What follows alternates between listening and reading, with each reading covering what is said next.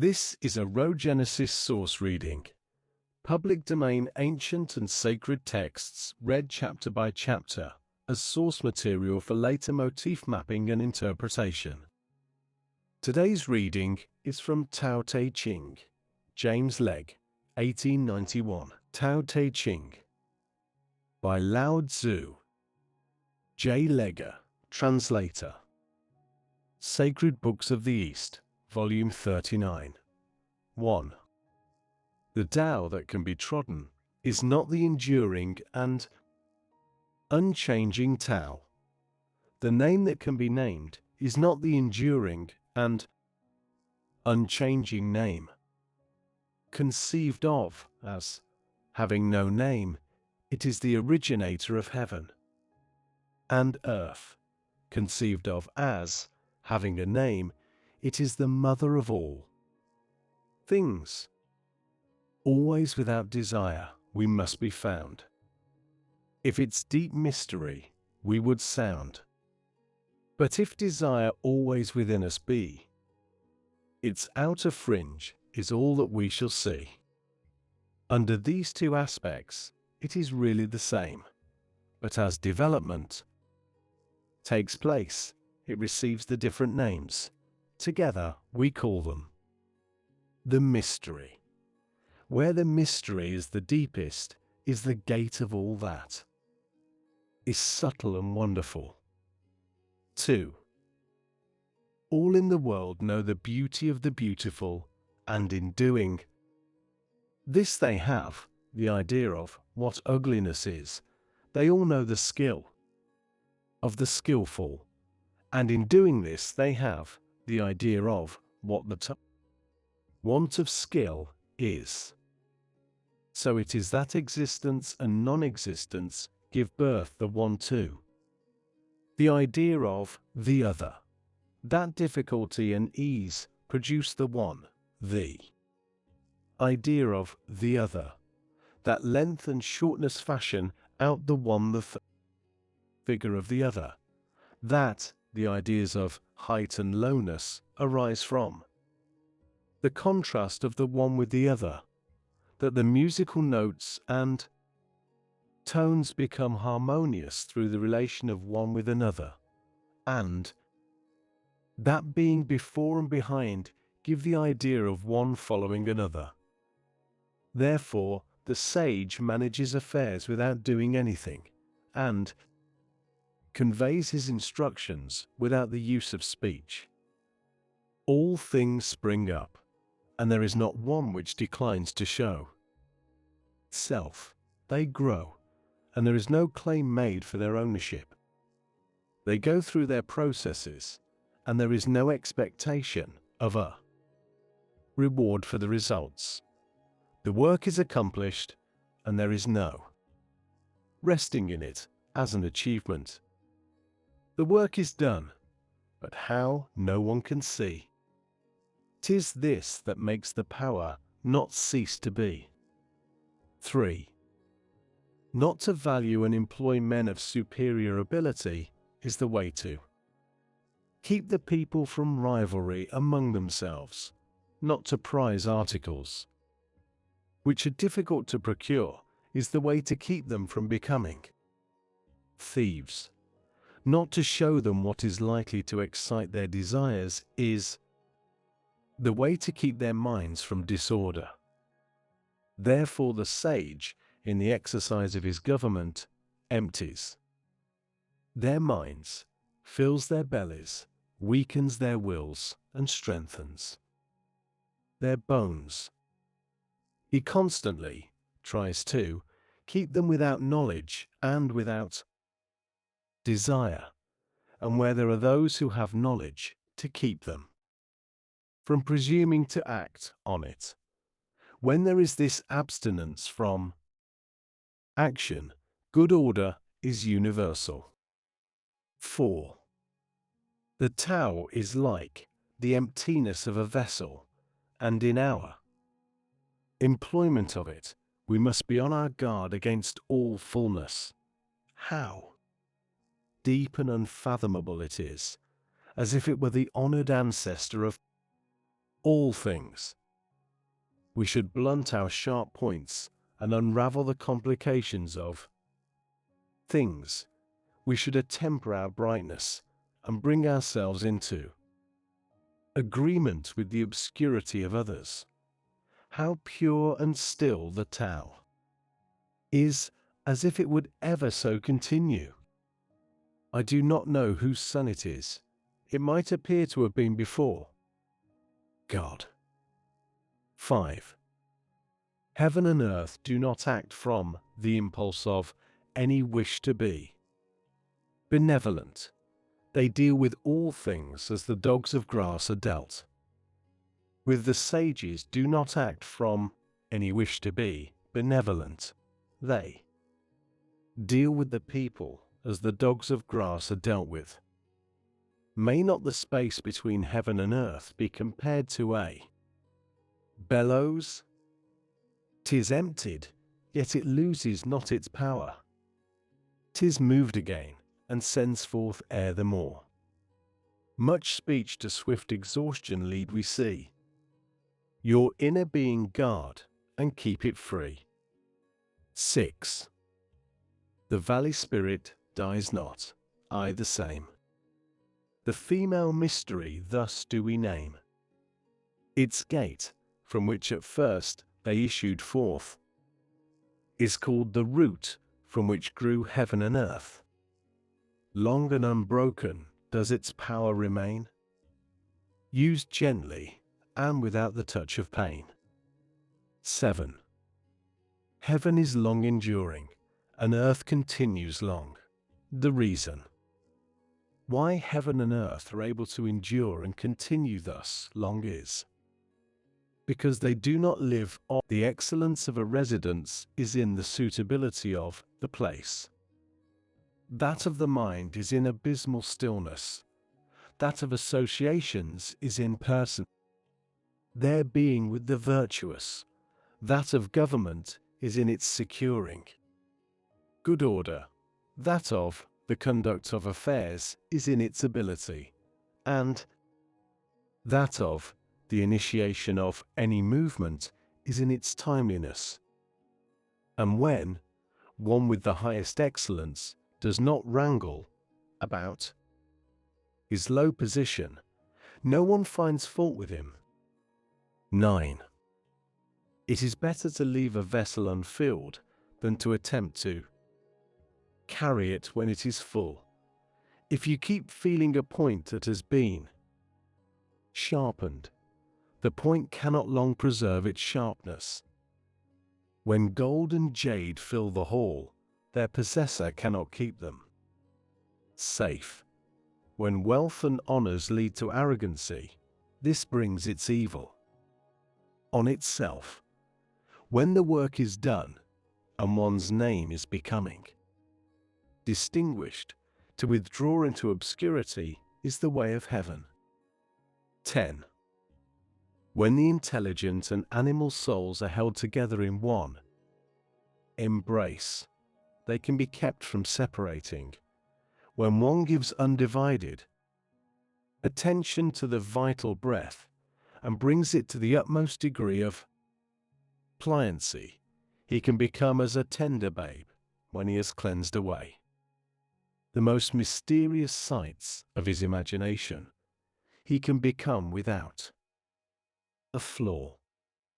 In loving the people and ruling the state, cannot he proceed without any purpose of action in the opening and shutting of his gates of heaven? Cannot he do so as a female bird, while his intelligence reaches in every direction? Cannot he appear to be without knowledge? The Tao produces all things and nourishes them. It produces them and does not claim them as its own. It does all and yet does not boast of it. It presides over all and yet does not control them.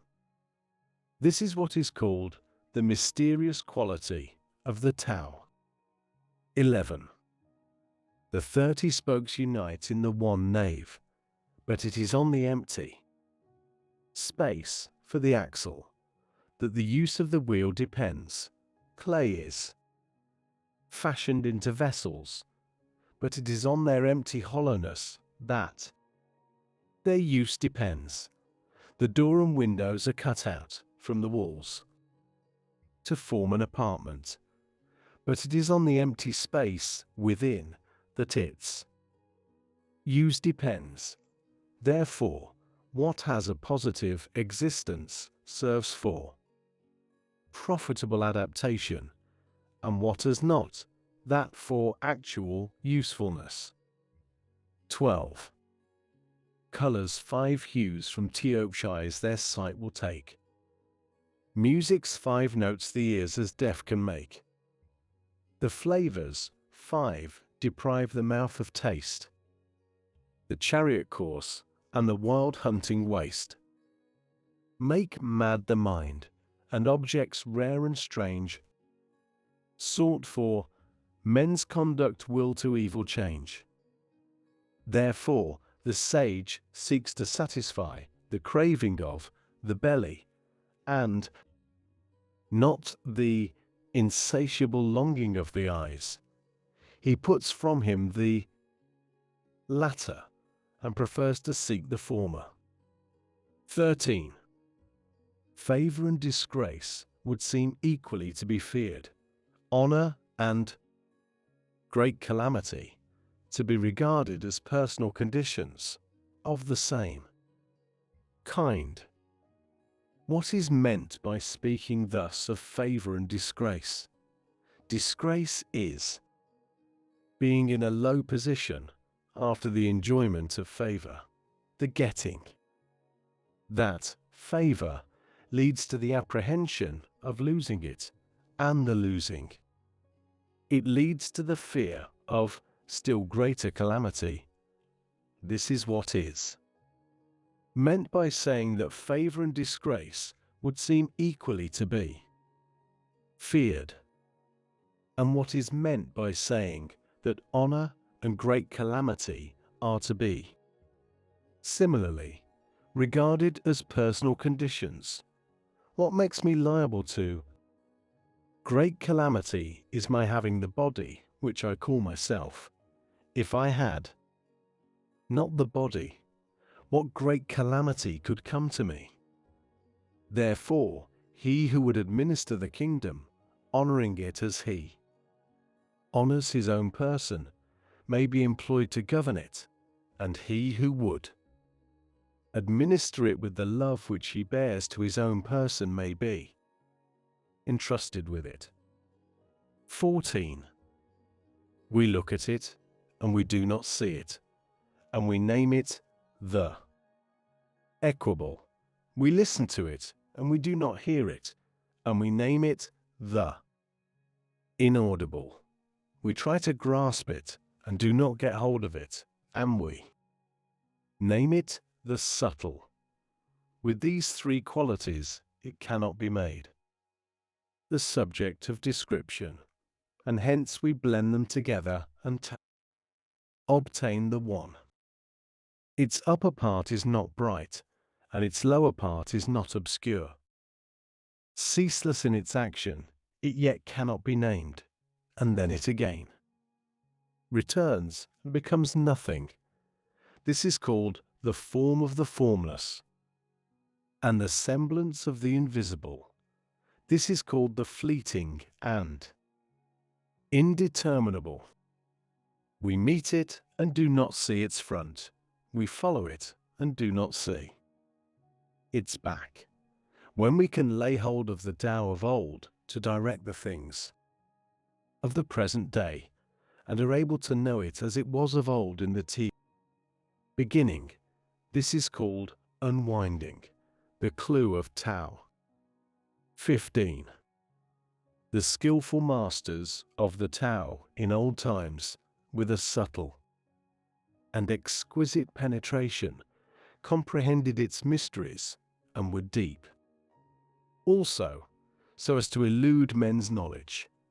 As they were thus beyond men's knowledge, I will make an effort to describe of what sort they appeared to be. Shrinking, look they like those who wade through a stream in winter.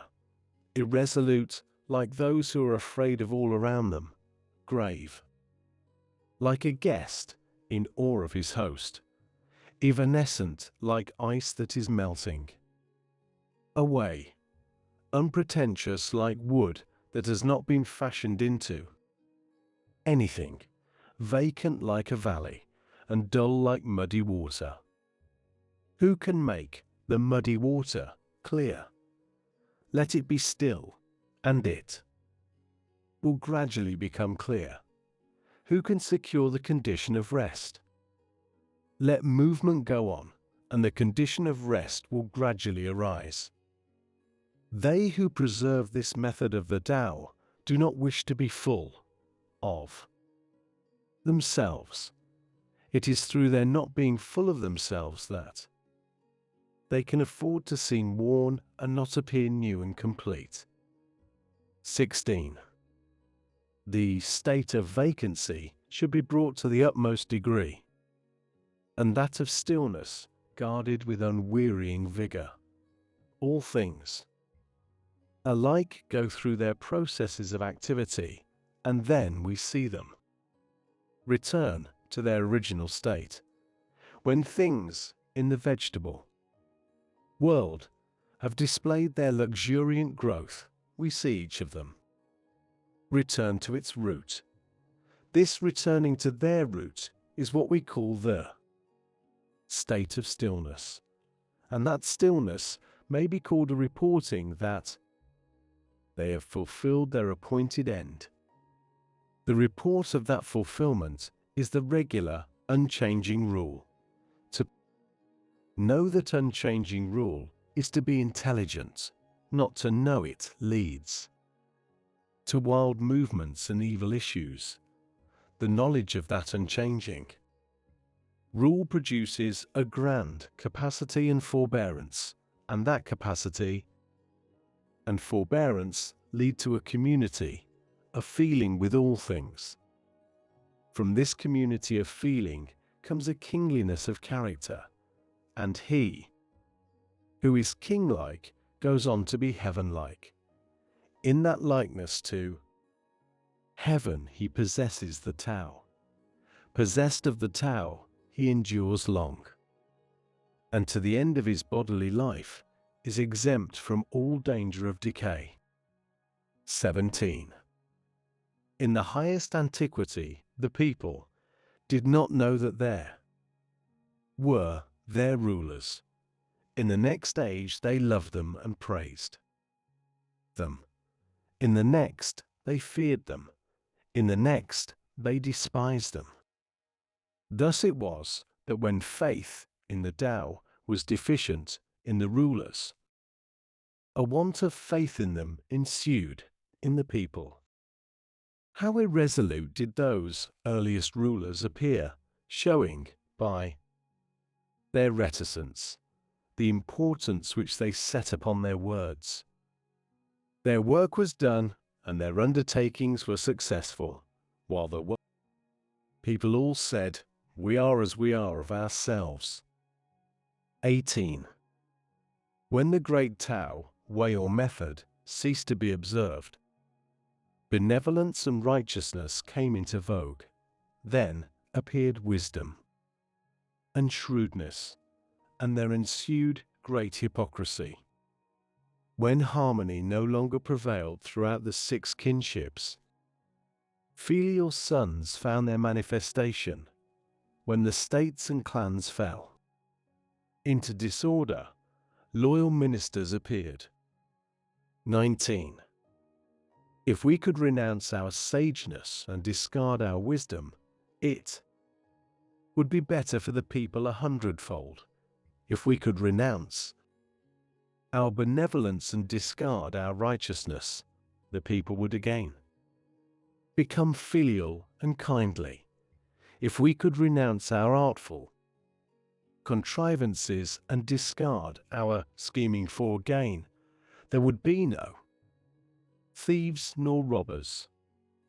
those three methods of government, thought olden ways in elegance did fail, and made these names their want of worth to veil. But simple views and courses plain and true would selfish ends and many lusts eschew. 20. When we renounce learning, we have no troubles. The ready yes and flattering yeah. Small is the difference they display, but mark their issues, good and ill. What space the gulf between shall fill. What all men fear is indeed to be feared, but how wide and without end is the range of questions asking to be discussed. The multitude of men looks satisfied and pleased, as if enjoying a full banquet, as if mounted on a tower in spring. I alone seem listless and still, my desires having as yet given no indication of their presence. I am like an infant which has not yet smiled. I look dejected and forlorn, as if I had no home to go to. The multitude of men all have enough and to spare.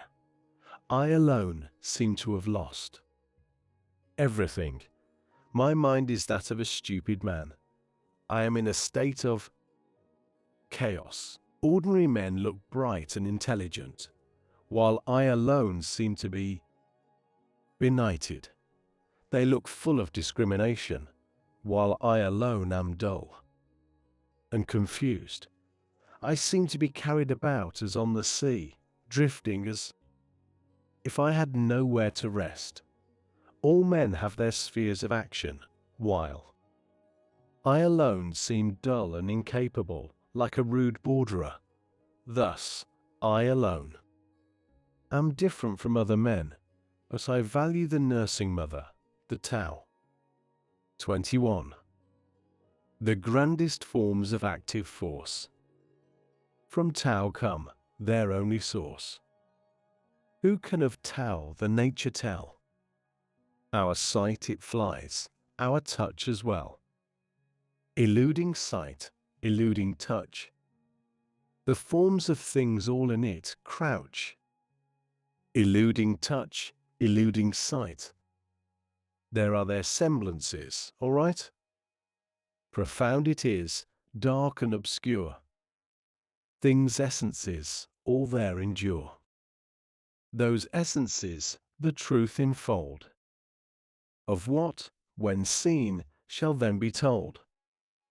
Now it is so, 'twas so of old. Its name, what passes not away.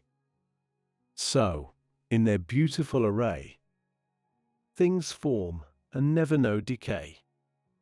How know I that it is so, with all the beauties of existing things? By this nature of the Tao.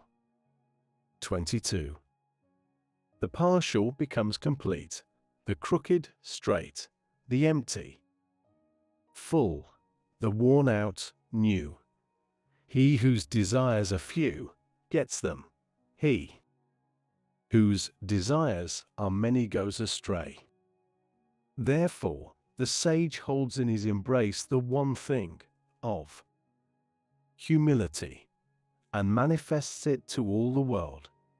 He is free from self display, and therefore he shines, from self-assertion, and therefore he is distinguished, from self-boasting, and therefore his merit is acknowledged, from self-complacency, and therefore he acquires superiority.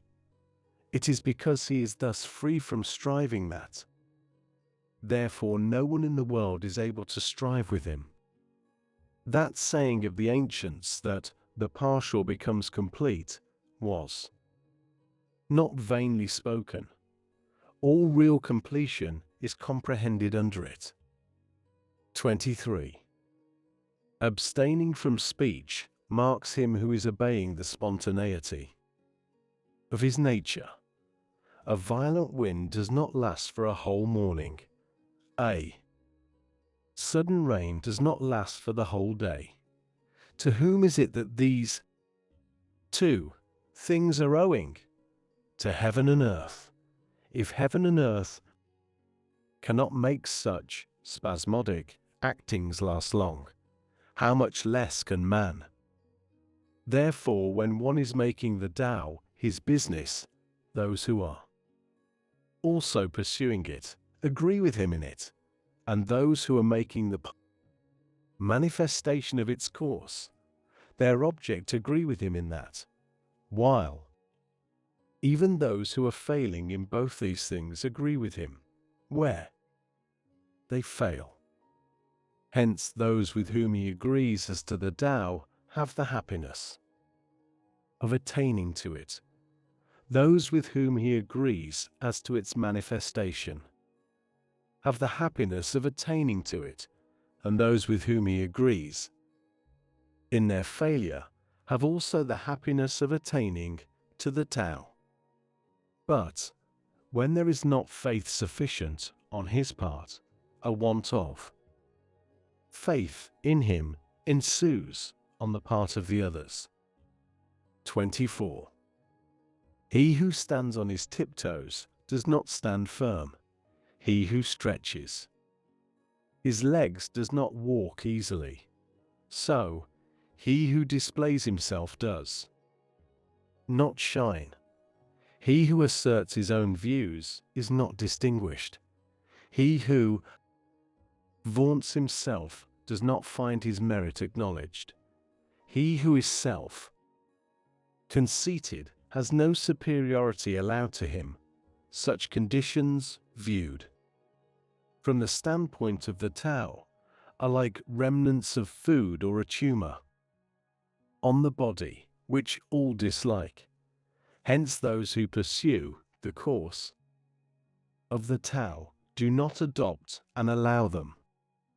25. There was something undefined and complete coming into existence before heaven and earth.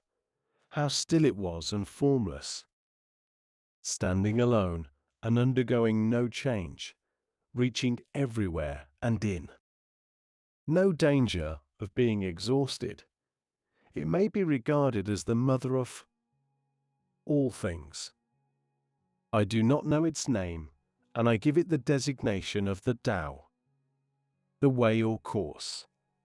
Making an effort further to give it a name, I call it the Great. Great, it passes on in constant flow. Passing on, it becomes remote. Having become remote, it returns.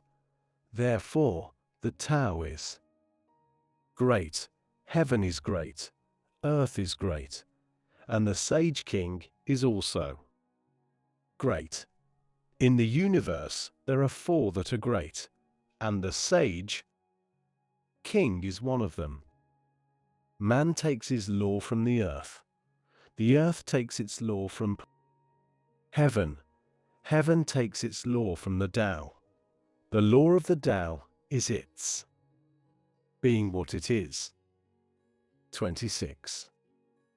Gravity is the root of lightness, stillness, the ruler of movement. Therefore, a wise prince, marching the whole day, does not go far from his baggage wagons. Although he may have brilliant prospects to look at, he quietly remains in his proper place, indifferent to them. How should the lord of a myriad chariots carry himself lightly before the kingdom? If he do act lightly, he has lost his root of gravity. If he proceed to active movement, he will lose his throne. 27. The skillful traveler leaves no traces of his wheels or footsteps. The skillful speaker says nothing that can be found fault with or blamed. The skillful reckoner uses no tallies. The skillful closer needs no bolts or bars, while to open what he has shut will be impossible. The skillful binder uses no strings or knots, while to unloose what he is bound will be impossible. In the same way, the sage is always skillful at saving men, and so he does not cast away any man. He is always skillful at saving things, and so he does not cast away anything. This is called hiding the light of his procedure. Therefore, the man of skill is a master to be looked up to by him who has not the skill, and he who has not the skill is the helper of the reputation of him who has the skill. If the one did not honor his master, and the other did not rejoice in his helper, an observer, though intelligent, might greatly err about them. This is called the utmost degree of mystery. 28. Who knows his manhood strength, yet still his female feebleness maintains. As to one channel flow the many drains, all come to him, yea, all beneath the sky. Thus he by constant excellence retains the simple child again, free from all stains. Who knows how white attracts, yet always keeps himself within black shade. The pattern of humility displayed in view of all beneath the sky. He in the unchanging excellence arrayed, endless return to man's first state has made. Who knows how glory shines, yet loves disgrace, nor err for it is pale. Behold his presence in a spacious vale, to which men come from all beneath the sky. The unchanging excellence completes its tale. The simple infant man in him we hail. The unwrought material, when divided and distributed, forms vessels. The sage, when employed, becomes the head of all the officers of government, and in his greatest regulations he employs no violent measures. 29. If anyone should wish to get the kingdom for himself, and to die, effect this by what he does, I see that he will not succeed. The kingdom is a spirit-like thing, and cannot be got by active doing. He who would so win it destroys it. He who would hold it in his grasp loses it. The course and nature of things is such that what was in front is now behind. What warmed anon we freezing find. Strength is of weakness off the spoil. The store in ruins mocks our toil. Hence the sage puts away excessive effort, extravagance, and easy indulgence. 30. He who would assist a lord of men in harmony with the Tao will not assert his mastery in the kingdom by force of arms. Such a course is sure to meet with its proper return. Wherever a host is stationed, briars and thorns spring up. In the sequence of great armies, there are sure to be bad years. A skillful commander strikes a decisive blow and stops. He does not dare, by continuing his operations, to assert and complete his mastery. He will strike the blow, but will be on his guard against being vain or boastful or arrogant in consequence of it. He strikes it as a matter of necessity. He strikes it, but not from a wish for mastery. When things have attained their strong maturity, they become old. This may be said to be not in accordance with the Tao, and what is not in accordance with it soon comes to an end. 31. Now arms, however beautiful, are instruments of evil omen. Hateful, it may be said, to all creatures. Therefore, they who have the Tao do not like to employ them. The superior man ordinarily considers the left hand the most honorable place, but in time of war, the right hand. Those sharp weapons are instruments of evil omen, and not the instruments of the superior man. He uses them only on the compulsion of necessity. Calm and repose are what he prizes. Victory, by force of arms, is to him undesirable. To consider this desirable would be to delight in the slaughter of men, and he who delights in the slaughter of men cannot get his will in the kingdom. On occasions of festivity, to be on the left hand is the prized position. On occasions of mourning, the right hand. The second in command of the army has his place on the left. The general commanding in chief has his on the right. His place, that is assigned to him. As in the rites of mourning, he who has killed multitudes of men should weep for them with the bitterest grief, and the victor in battle has his place, rightly, according to those rites. 32. The tower, considered as unchanging, has no name, though in its primordial simplicity it may be small.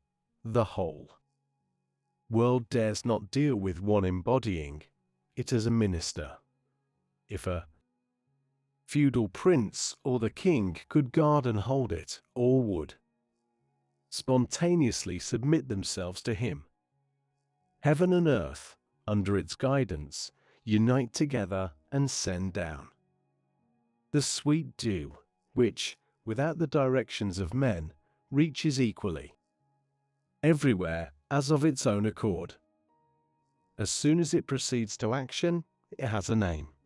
When it once has that name, men can know to rest in it. When they know to rest in it, they can be free from all risk of failure and error. The relation of the Tao to all the world is like that of the great rivers and seas to the streams from the valleys. 33.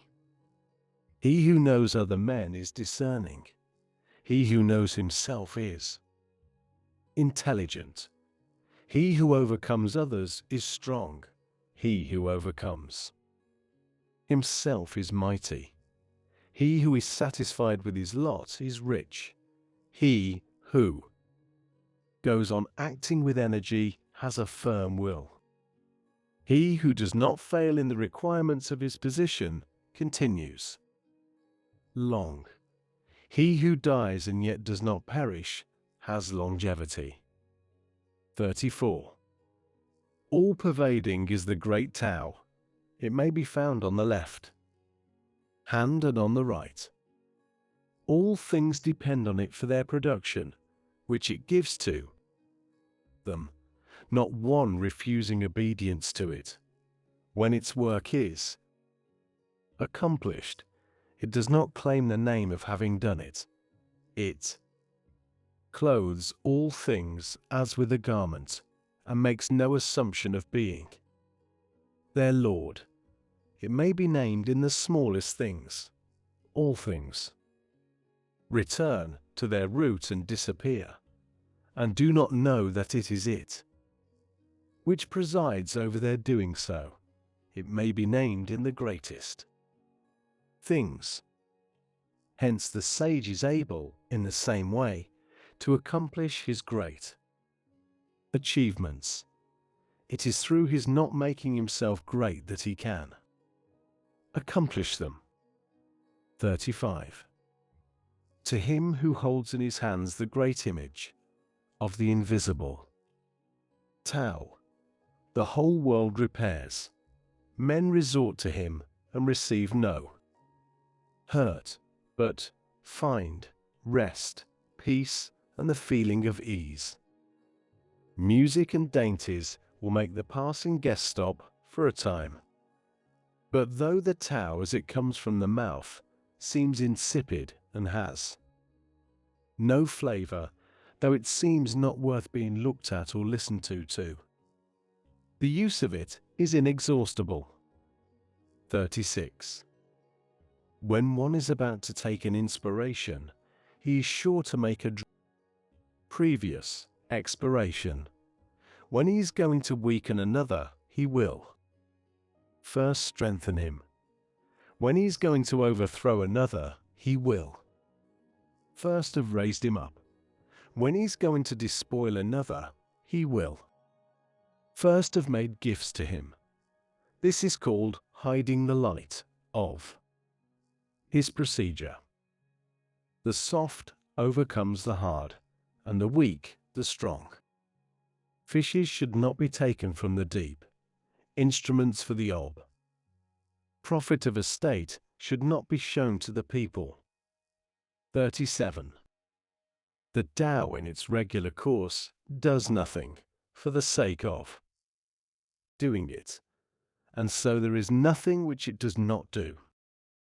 If princes and kings were able to maintain it, all things would of themselves be transformed by them. If this transformation became to me an object of desire, I would express the desire by the nameless simplicity.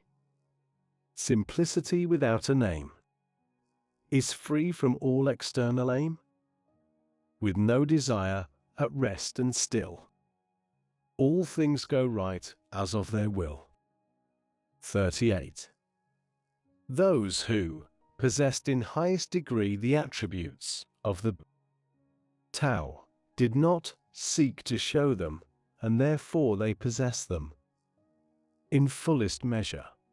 Those who possessed in a lower degree those attributes sought how not to lose them, and therefore they did not possess them in fullest measure. Those who possessed in the highest degree those attributes did nothing with a purpose, and had no need to do anything. Those who possessed them in a lower degree were always doing, and had need to be so doing. Those who possessed the highest benevolence were always seeking to carry it out, and had no need to be doing so. Those who possessed the highest righteousness were always seeking to carry it out, and had need to be so doing. Those who possessed the highest sense of propriety were always seeking to show it, and when men did not respond to it, heaven, which by it is bright and pure, earth rendered thereby firm and sure, spirits with powers by it supplied, valleys kept full throughout their void, all creatures which through it do live, princes and kings who from it get the model which to all they give. All these are the results of the one Tao. If heaven were not thus pure, it soon would rend. If earth were not thus sure, 'twould break and bend. Without these powers, the spirits soon would fail. If not so filled, the drought would parch each vale. Without that life, creatures would pass away. Princes and kings, without that moral sway, however grand and high, would all decay. Thus it is that dignity finds its firm root in its previous meanness, and what is lofty finds its stability in the lowness from which it rises. Hence princes and kings call themselves orphans, men of small virtue, and as carriages without a nave. Is not this an acknowledgement that in their considering themselves mean they see the foundation of their dignity. So it is that in the enumeration of the different parts of a carriage we do not come on what makes it answer the ends of a carriage. They do not wish to show themselves elegant looking as jade, but prefer to be coarse looking as a most ordinary stone. 40. The movement of the Tao, by contraries, proceeds, and weakness marks the course of Tao's mighty deeds. All things under heaven sprang from it as existing and named. That existence sprang from it as non-existent and not named. 41. Scholars of the highest class, when they hear about the Tao, earnestly carry it into practice. Scholars of the middle class, when they have heard about it, seem now to keep it and now to lose it. Scholars of the lowest class, when they have heard about it, laugh greatly at it. If it were not thus laughed at, it would not be fit to be the Tao. Therefore, the sentence makers have thus expressed themselves. Muff. The Tao, when brightest seen, seems light to lack. Who progress in it makes, seems drawing back. Its even way is like a rugged track. Its highest virtue from the veil doth rise. Its greatest beauty seems to offend the eyes. And he has most whose lot the least supplies.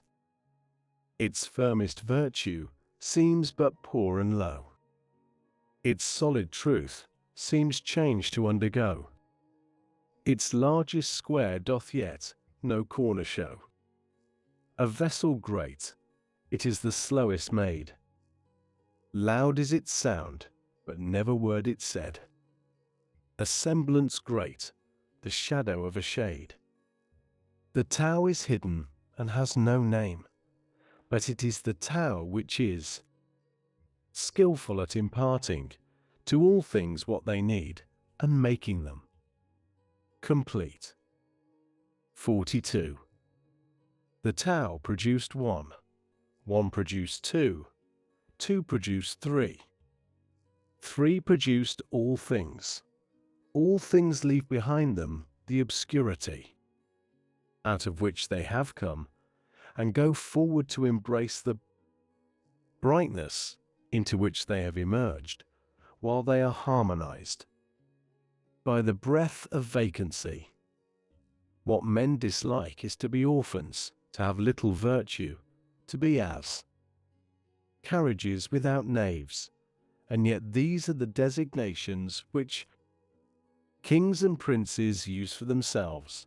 So it is that some things are increased by being diminished, and others are diminished by being increased. What other men thus teach, I also teach. The violent and strong do not die their natural death. I will make this the basis of my teaching. 43.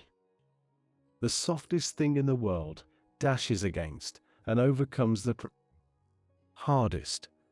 That which has no substantial existence enters where there is no crevice.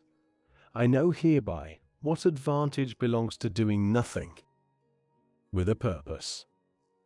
There are few in the world who attain to the teaching without words, and the advantage arising from non-action. 44. Or fame or life, which do you hold more dear?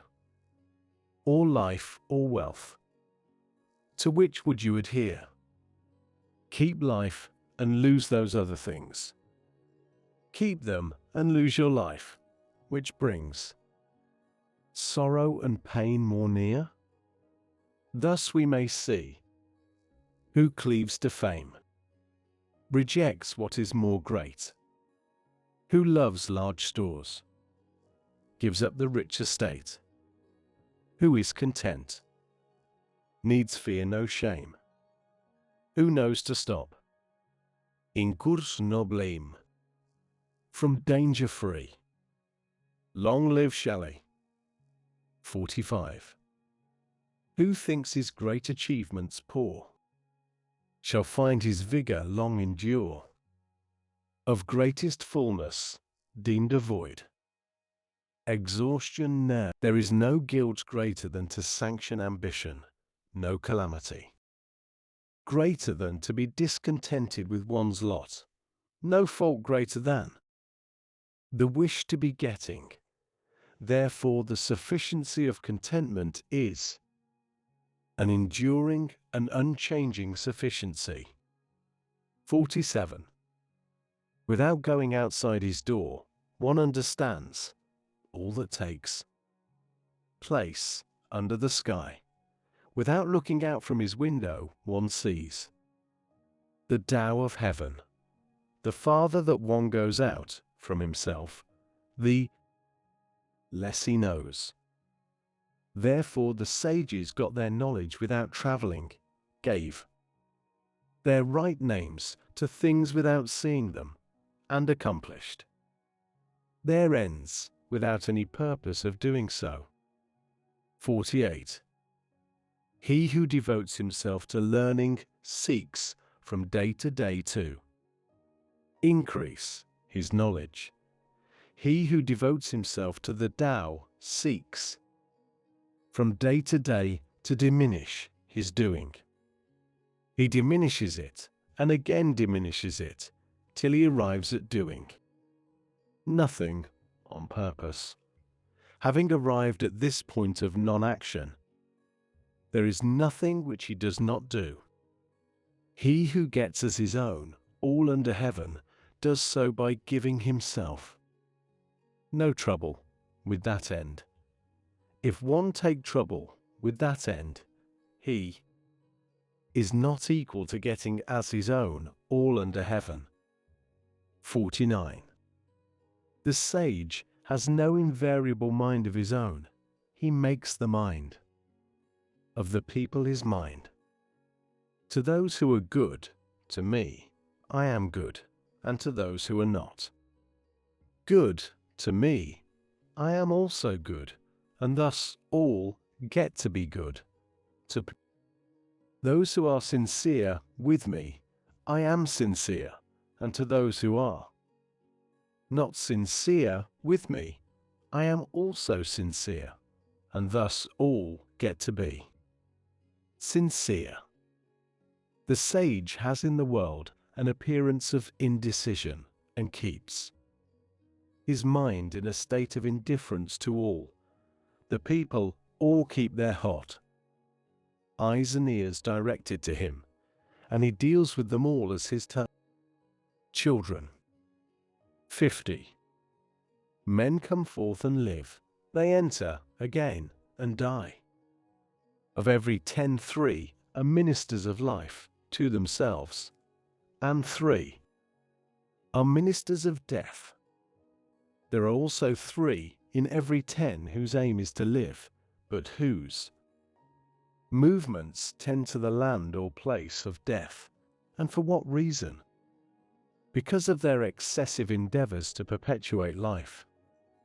But I have heard that he who is skillful in managing the life entrusted to him for a time travels on the land without having to shun rhinoceros or tiger, and enters a host without having to avoid buff coat or sharp weapon. The rhinoceros finds no place in him into which to thrust its horn, nor the tiger a place in which to fix its claws, nor the weapon a place to admit its point. And for what reason? Because there is in him no place of death. 51. All things are produced by the Tao, and nourished by its outflowing operation.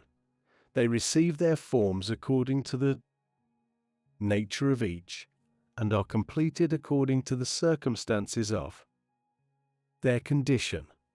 Therefore, all things without exception honor the Tao and exalt its outflowing operation.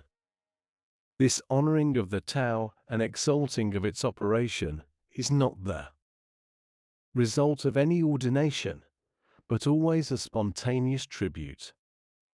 Thus it is that the Tao produces all things, nourishes them, brings them to their full growth, nurses them, completes them, matures them, maintains them, and overspreads them. It produces them and makes no claim to the possession of them. It carries them through their processes and does not vaunt its ability in doing so. It brings them to maturity and exercises no control over them. This is called its mysterious operation. 52. The Tao, which originated all under the sky, is to be considered as the mother of them all. When the mother is found, we know what her children should be. When one knows that he is his mother's child and proceeds to guard the qualities of the mother that belong to him to the end of his stop life, he will be free from all peril. Let him keep his mouth closed and shut up the portals of his nostrils, and all his life he will be exempt from laborious exertion. Let him keep his mouth open and spend his breath in the promotion of his affairs, and all his life there will be no safety for him. The perception of what is small is the secret of clear sightedness. The guarding of what is soft and tender is the secret of strength. Who uses well his light, reverting to its source so bright, will from his body ward all blight, and hides the unchanging from men's sight. 53. If I was suddenly to become known, and put into a position to conduct a government according to the great Tao, what I should be most afraid of would be a boastful display. The great Tao, or way, is very level and easy, but people love the byways. Their court, yards and buildings shall be well kept, but their fields shall be ill cultivated, and their granaries very empty. They shall wear elegant and ornamented robes, carry a sharp sword at their girdle, pamper themselves in eating and drinking, and have a superabundance of property and wealth. Such princes may be called robbers and boasters.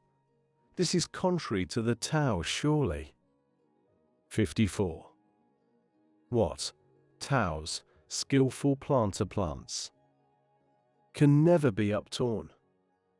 What his skillful arms enfold from him can ne'er be born.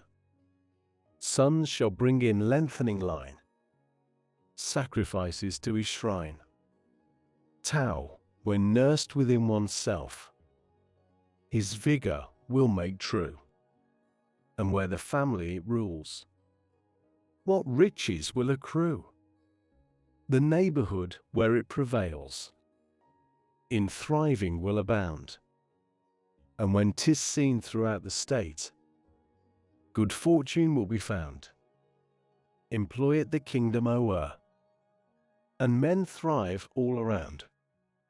In this way, the effect will be seen in the person by the observation of different cases, in the family, in the neighborhood, in the state, and in the kingdom. How do I know that this effect is sure to hold thus all under the sky? By this method of observation. 55. He who has in himself abundantly the attributes of the Tao is like an infant. Poisonous insects will not sting him. Fierce beasts will not seize him. Birds of prey will not strike him. The infant's bones are weak and its sinews soft, but yet its grasp is firm. It knows not yet the union of male and female, and yet its virile member may be excited, showing the perfection of its physical essence. All day long, it will cry without its throat, becoming hoarse, showing the harmony in its constitution. To him by whom this harmony is known, the secret of the unchanging Tao is shown, and in the knowledge, wisdom finds its throne. All life-increasing arts to evil turn, where the mind makes the vital breath to burn. False is the strength, and o'er it we should mourn. When things have become strong, they then become old, which may be said to be contrary to the Tao. Whatever is contrary to the Tao soon ends. 56. He who knows the Tao does not care to speak about it. He who is ever ready to speak about it does not know it. He who knows it will keep his mouth shut and close the portals of his nostrils. He will blunt his sharp points and unravel the complications of things. He will attemper his brightness and bring himself into agreement with the obscurity of others. This is called the mysterious agreement. Such an one cannot be treated familiarly or distantly. He is beyond all consideration of profit or injury, of nobility or meanness. He is the noblest man under heaven. 57. A state may be ruled by measures of correction, weapons of war may be used with crafty dexterity, but the kingdom is made one's mouth own only by freedom from action and purpose. How do I know that it is so? By these facts. In the kingdom the multiplication of prohibitive enactments increases the poverty of the people, the more implements to add to their profit that the people have, the greater disorder is there in the state and clan, the more acts of crafty dexterity that men possess, the more do strange contrivances appear, the more display there is of legislation, the more thieves and robbers there are. Therefore a sage has said, I will do nothing of purpose, and the people will be transformed of themselves. I will be fond of keeping still, and the people will of themselves become correct.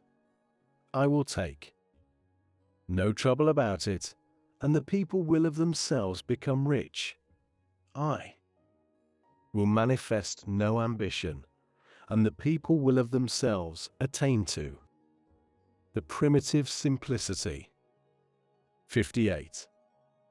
The government that seems the most unwise, oft goodness to the people best supplies. That which is meddling, touching everything, will work but ill, and disappointment bring misery. Happiness is to be found by its side. Happiness, misery, lurks beneath it. Who knows what either will come to in the end? Shall we then dispense with correction? The method of correction shall by a turn become distortion, and the good in it shall by a turn become evil. The delusion of the people on this point has indeed subsisted for a long time. Therefore, the sage is like a square which cuts no one with its angles, like a corner which injures no one with its sharpness.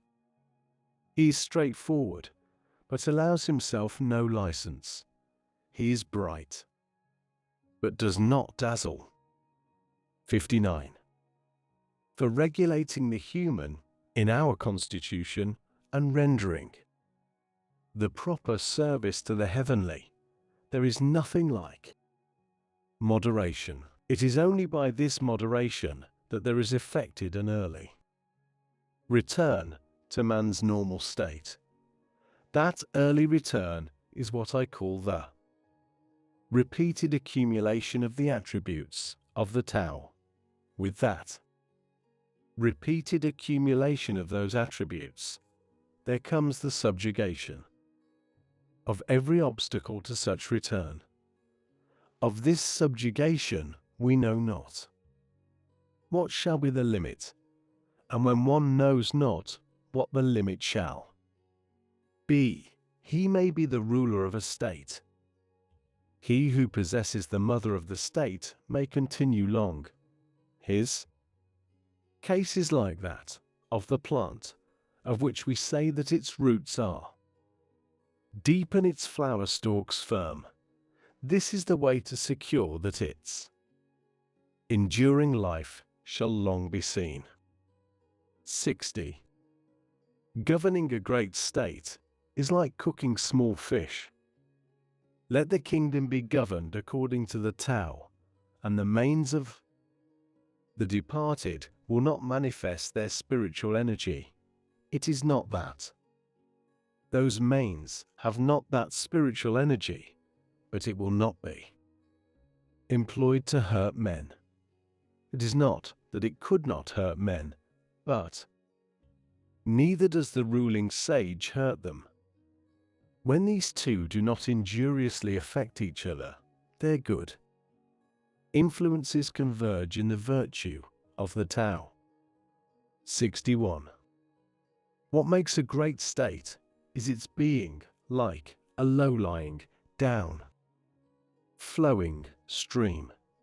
It becomes the center to which tend all the small states under heaven. To illustrate from the case of all females, the female always overcomes the male by her stillness. Stillness may be considered a sort of abasement. Thus it is that a great state, by condescending to small states, gains them for itself, and that small states, by abasing themselves to a great state, win it over to them. In the one case, the abasement leads to gaining adherents, in the other case to procuring favor. The great state only wishes to unite men together and nourish them. A small state only wishes to be received by and to serve the other. Each gets what it desires, but the great state must learn to abase self. 62. Tao has of all things the most honored place. No treasures give good men so rich a grace. Bad men it guards, and doth their ill efface. Its admirable words can purchase honor. Its admirable deeds can raise their performer above others. Even men who are not good are not abandoned by it. Therefore, when the sovereign occupies his place as the son of heaven, and he has appointed his 3 ducal ministers, though a prince were to send in a round symbol of rank large enough to fill both the hands, and that as the precursor of the team of horses in the courtyard, such an offering would not be equal to a lesson of this Tao which one might present on his knees. Why was it that the ancients prized this Tao so much? Was it not because it could be got by seeking for it, and the guilty could escape from the stain of their guilt by it. This is the reason why all under heaven consider it the most valuable thing. 63. It is the way of the Tao to act without thinking of acting, to conduct affairs without feeling the trouble of them, to taste without discerning any flavor, to consider what is small as great, and a few as many, and to recompense injury with kindness. The master of it anticipates things that are difficult while they are easy, and does things that would become great while they are small. All difficult things in the world are sure to arise from a previous state in which they were easy, and all great things from one in which they were small. Therefore the sage, while he never does what is great, is able on that account to accomplish the greatest things. He who lightly promises is sure to keep but little faith. He who is continually thinking things easy is sure to find them difficult. Therefore, the sage sees difficulty even in what seems easy, and so never has any difficulties. 64. That which is at rest is easily kept hold of before a thing has given indications of its presence. It is easy to take measures against it. That which is brittle is easily broken. That which is very small is easily dispersed. Action should be taken before a thing has made its appearance. Order should be secured before disorder has begun. The tree which fills the arms grew from the tiniest sprout. The tower of 9 stories rose from a small heap of earth. The journey of 1,000 li commenced with a single step. He who acts with an ulterior purpose does harm. He who takes hold of a thing in the same way loses his hold. The sage does not act so, and therefore does no harm. He does not lay hold so, and therefore does not lose his bold. But people in their conduct of affairs are constantly ruining them when they are on the eve of success. If they were careful at the end, as they should be at the beginning, they would not so ruin them. Therefore the sage desires what other men do not desire, and does not prize things difficult to get. He learns what other men do not learn, and turns back to what the multitude of men have passed by. Thus he helps the natural development of all things, and does not dare to act with an ulterior purpose of his own. 65. The ancients who showed their skill in practicing the Tao did so, not to enlighten the people, but rather to make them simple and ignorant. The difficulty in governing the people arises from their having much knowledge. He who tries to govern a state by his wisdom is a scourge to it, while he who does not try to do so is a blessing. He who knows these two things finds in them also his model and rule. Ability to know this model and rule constitutes what we call the mysterious excellence of a governor. Deep and far-reaching is such mysterious excellence, showing indeed its possessor as opposite to others, but leading them to a great conformity to him. 66.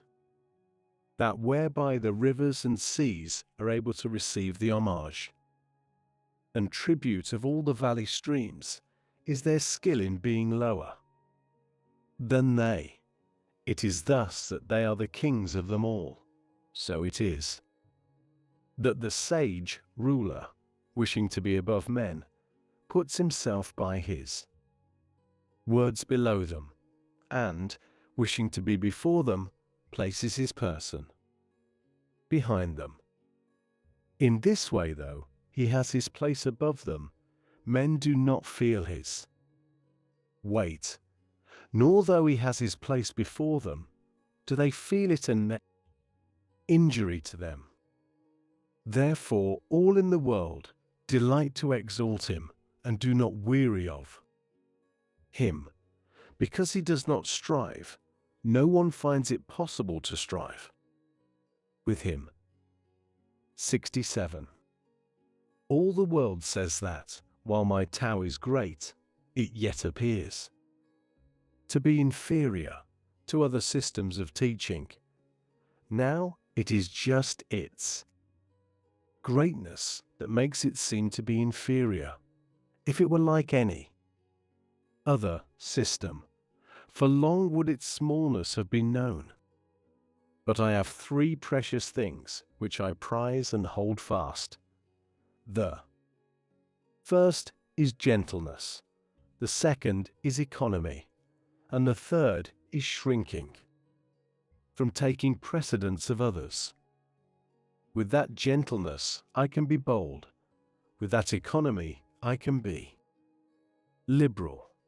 Shrinking from taking precedence of others, I can become a vessel of the highest honor.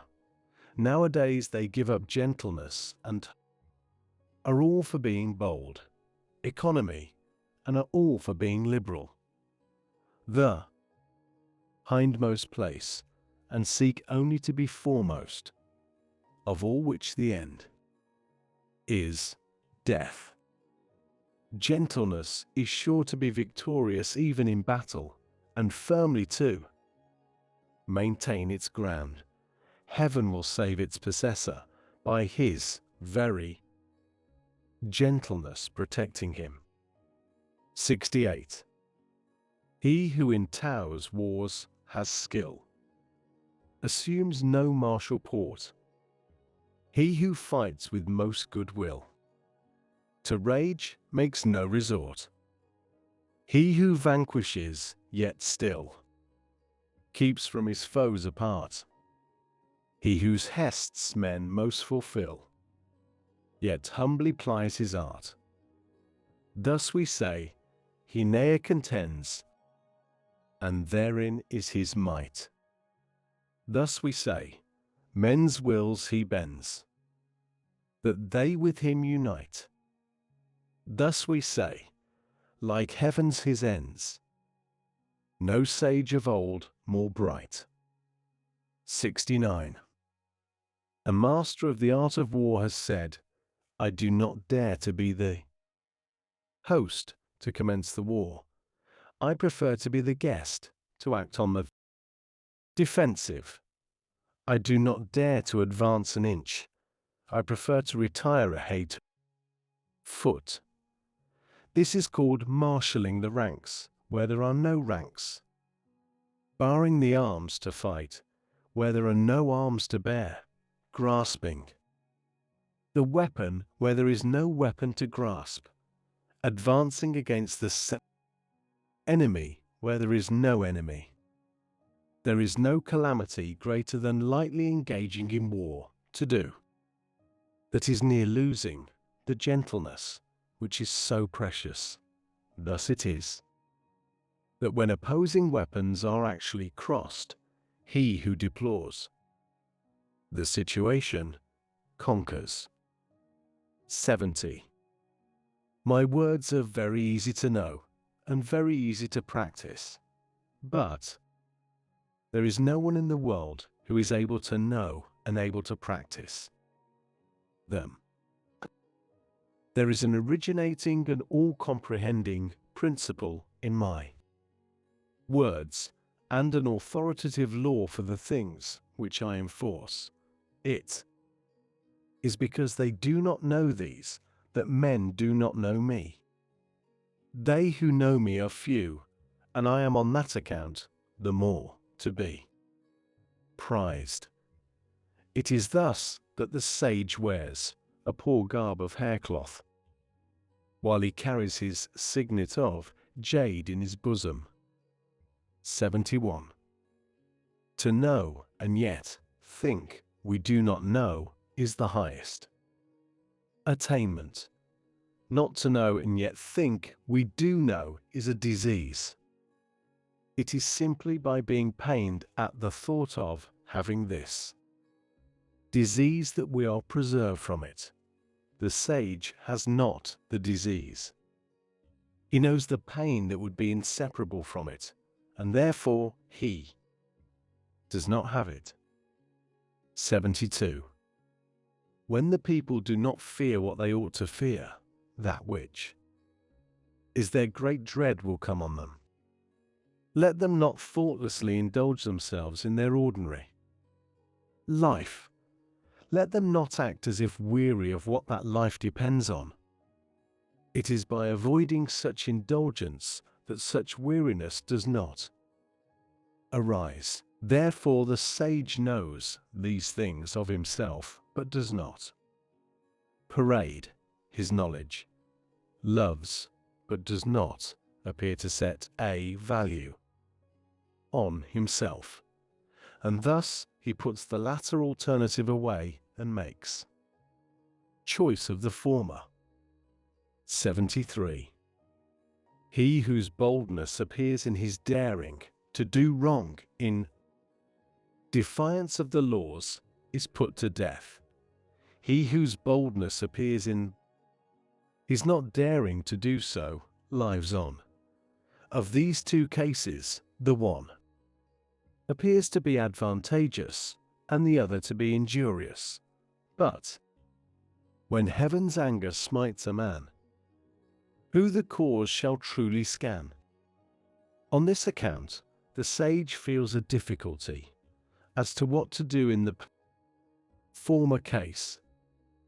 It is the way of heaven not to strive, and yet it skillfully overcomes not to speak, and yet it is skillful in obtaining a reply.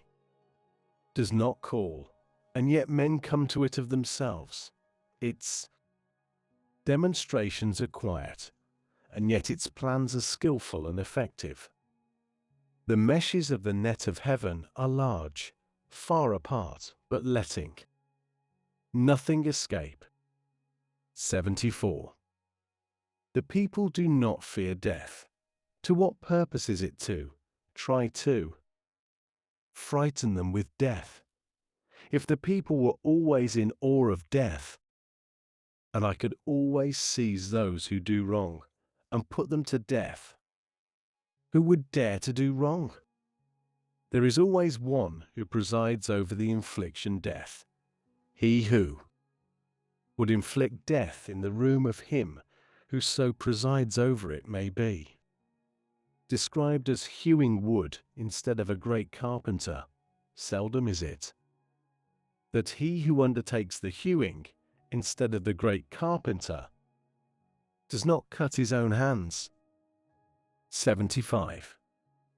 The people suffer from famine because of the multitude of taxes consumed by their superiors.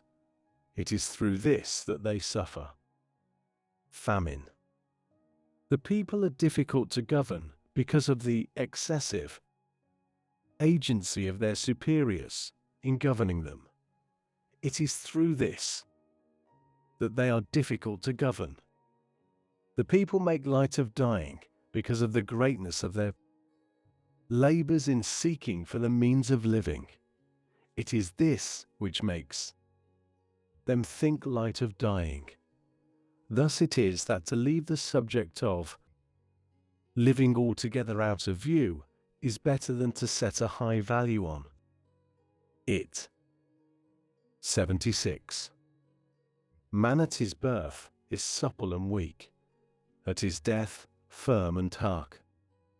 Strong, so it is with all things. Trees and plants in their early growth are soft and brittle, at their death dry and withered. Thus it is that firmness and strength are the concomitants of death, softness and weakness, the concomitants of life.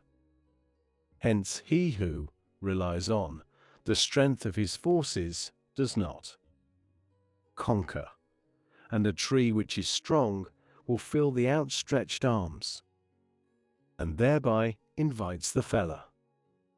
Therefore the place of what is firm and strong is below, and that of what is soft and weak is above. 77. May not the way or Tao of heaven be compared to the method of vending a bow? The part of the bow which was high is brought low, and what was low is raised up. So heaven diminishes where there is superabundance, and supplements where there is deficiency. It is the way of heaven to diminish superabundance and to supplement deficiency. It is not so with the way of man. He takes away from those who have not enough to add to his own superabundance. Who can take his own superabundance and therewith serve all under heaven? Only he who is in possession of the tower. Therefore the ruling sage acts without claiming the results as his. He achieves his merit and does not rest arrogantly in it. He does not wish to display his superiority. 78. There is nothing in the world more soft and weak than water. And yet for attacking things that are firm and strong, there is nothing that can take precedence of it, for there is nothing so effectual for which it can be changed. Everyone in the world knows that the soft overcomes the hard, and the weak the strong, but no one is able to carry it out in practice. Therefore a sage has said, he who accepts his state's reproach is hailed therefore its altar's lord. To him who bears men's direful woes, they all the name of king accord. Words that are strictly true seem to be paradoxical. 79. When a reconciliation is effected between two parties, after a great animosity, there is sure to be a grudge remaining in the mind of the one who was wrong. And how can this be beneficial to the other? Therefore, to guard against this, the sage keeps the left hand portion of the record of the engagement and does not insist on the mark speedy fulfillment of it by the other party. So, he who has the attributes of the Tao regards only the conditions of the engagement, while he who has not those attributes regards only the conditions favorable to himself. In the way of heaven, there is no partiality of love. It is always on the side of the good man. 80. In a little state with a small population, I would so order it that, though there were individuals with the abilities of 10 or 100 men, there should be no employment of them. I would make the people, while looking on death as a grievous thing, yet not remove elsewhere to avoid it. Though they had boats and carriages, they should have no occasion to ride in them. Though they had buff coats and sharp weapons, they should have no occasion to don or use them. I would make the people return to the use of knotted cords instead of the written characters. They should think their coarse food sweet, their plain clothes beautiful, their poor dwellings places of rest, and their common, simple ways sources of enjoyment. There should be a neighboring state within sight, and the voices of the fowls and dogs should be heard all the way from it to us. But I would make the people to old age, even to death, not have any intercourse with it. 81. Sincere words are not fine. Fine words are not sincere. Those who are skilled in the Tao do not dispute about it. The disputatious are not skilled in it. Those who know the Tao are not extensively learnt. The extensively learnt do not know it. The sage does not accumulate for himself. The more that he expends for others, the more does he possess of his own. The more that he gives to others, the more does he have himself.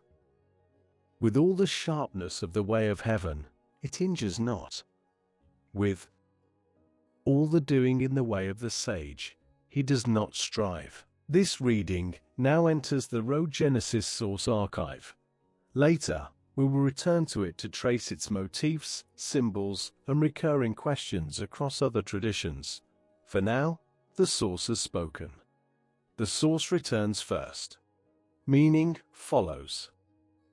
Thank you for listening. If something in this reading stayed with you, a motif, a symbol, or a question, feel free to share it in the comments. And if this reading resonated, leaving a like helps signal what is worth continuing to explore. If you're interested in public domain ancient and sacred texts, you can subscribe to follow future readings, released chapter by chapter.